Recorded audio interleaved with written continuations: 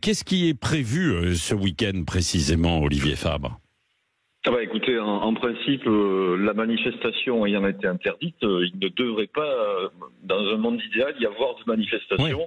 Bon, malheureusement, si on prend la réalité de ce qui va se passer, on voit bien qu'il y a des militants les plus radicaux, les plus extrémistes même, je dirais, qui ont décidé d'en découdre malgré tout et de braver l'interdiction de manifester, ce qui quelque part ne nous surprend pas ici parce qu'on est maintenant malheureusement habitué depuis des mois à des exactions quasi quotidiennes autour de ce chantier. Oui, c'est ça. Et donc ils sont déjà arrivés sur place ou pas alors?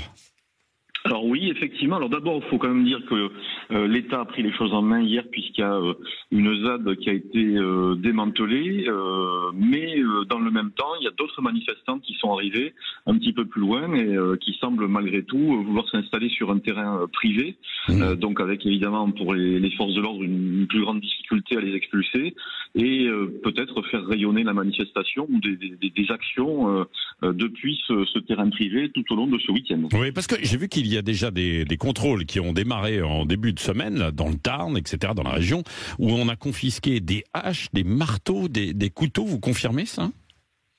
Je confirme effectivement que tout un tas d'ustensiles pouvant être extrêmement dangereux et témoignant d'une grande violence ont été saisis. Mais là aussi, je vais vous dire, c'est malheureusement pas nouveau. Ça avait déjà été le cas lors des précédents rassemblements et malheureusement, encore une fois, on le voit tous les jours. Ça fait maintenant peut-être 2 semaines qu'il ne se passe pas une nuit sans qu'il y ait un engin de chantier qui soit incendié.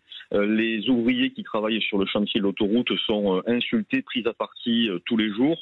Il y a des entreprises au mois d'octobre qui ont été incendiées. Enfin, vous voyez, les exactions sont quasi quotidiennes. Il y a vraiment un climat d'hyper-violence qui a été installé par ces opposants. Oui, le chantier n'a pas été arrêté en tant que tel, c'est-à-dire que les travaux continuent. Oui, ça c'est plutôt la bonne nouvelle, c'est que le chantier se déroule selon le rythme qui était prévu et c'est ce que disait le concessionnaire il y a encore quelques jours. Malgré effectivement ces dégradations, ces saccages, ces sabotages qui ont lieu, je vous dis quasiment toutes les nuits, le chantier réussit à bien avancer. L'objectif reste toujours que cette autoroute soit mise en service fin 2025, début 2026. Oui, alors bonne nouvelle pour vous et puis beaucoup d'autres, pas pour certains qui contestent toujours aussi cette nécessité de l'autoroute A69 tout de même entre Castres et Toulouse. Qu'est-ce que vous leur dites à ceux qui sont sceptiques ? Écoutez, moi je vais retourner ce matin le raisonnement, si vous voulez, tous ceux qui nous disent qu'il ne faut pas d'autoroute entre Castres, Mazamet et Toulouse. Je leur demande dans quelle région ils habitent et je leur dis écoutez, si vous voulez, nous on souhaite ouvrir en gros une 50aine de kilomètres de voies express.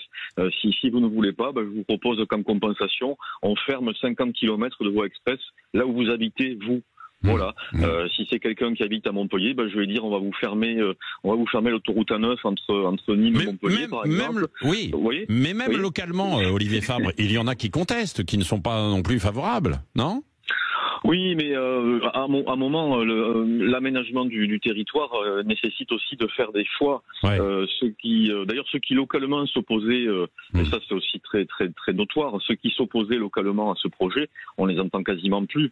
Aujourd'hui, ils ont été complètement dépassés par une opposition qui est extrêmement radicalisée, très très extrémiste et qui a souvent, ce qu'on disait à l'instant, des méthodes violentes. Alors après, on veut aménager le territoire. On avait le choix dans ce territoire ou de pouvoir rapidement trouver un désenclavement routier avec une autoroute, ou d'attendre encore peut-être 20, 30, 40 ou 50 ans que l'État par petits bouts fasse des aménagements. On a bien vu que ça prenait beaucoup de temps et que l'État en faisait finalement assez peu.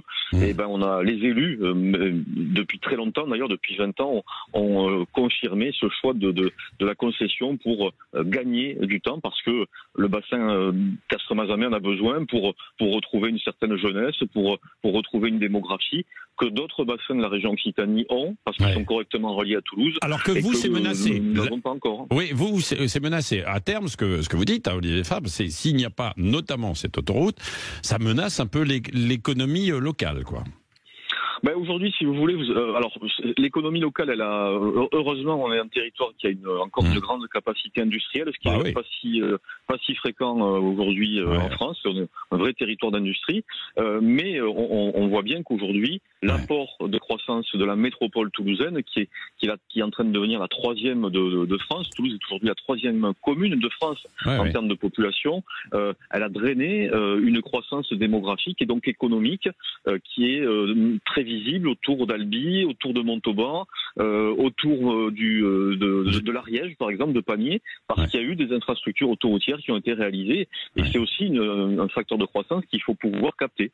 Merci et nous mettre beaucoup. à égalité, tout simplement, avec les autres. Avec les autres. Merci Olivier Fabre, maire de Mazamet, premier vice-président de la communauté d'agglomération Castres-Mazamet. On va suivre ça, évidemment, sur Sud Radio pendant ce week-end.